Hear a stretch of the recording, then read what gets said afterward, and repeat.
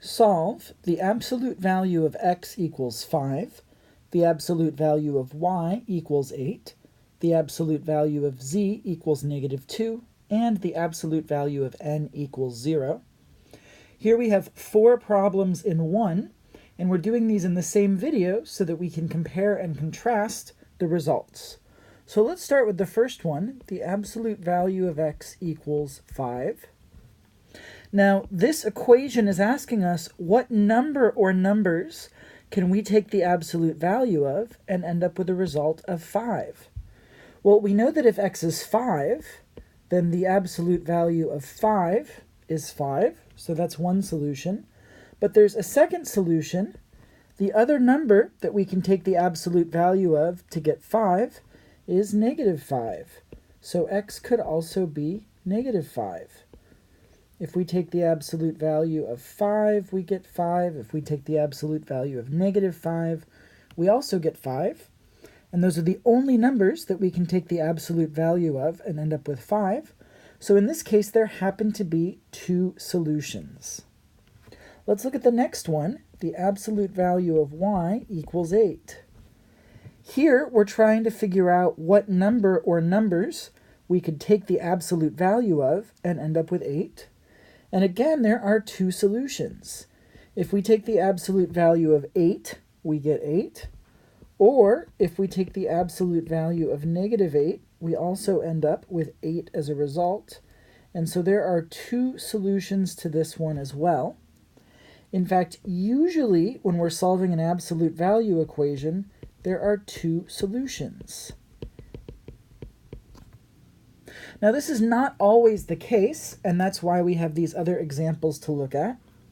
If we look at the absolute value of z equals -2, we end up with a problem when we're trying to solve this. This is asking us what number or numbers we could take the absolute value of and end up with -2.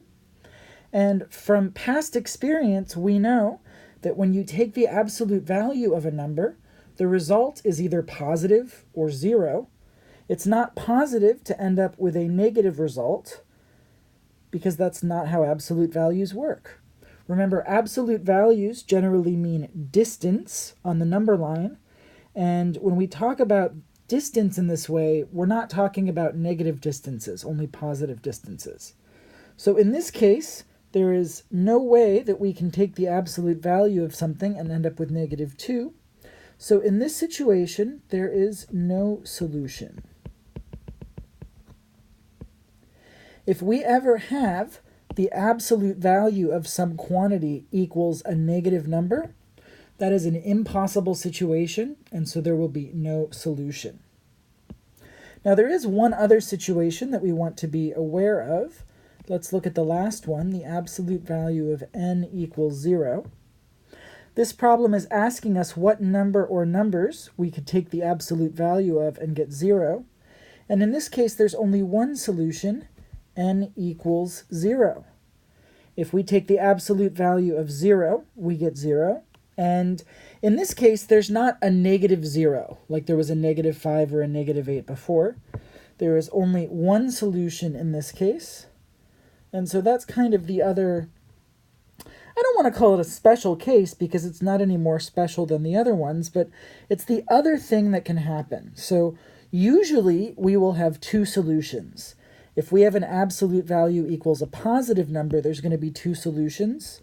It's also possible to have no solution if we have the absolute value of something equals a negative. And it's also possible to have one solution if we have the absolute value of a number equals 0. There are other scenarios out there, definitely, but these are the scenarios that we will encounter and that most people encounter in an algebra class.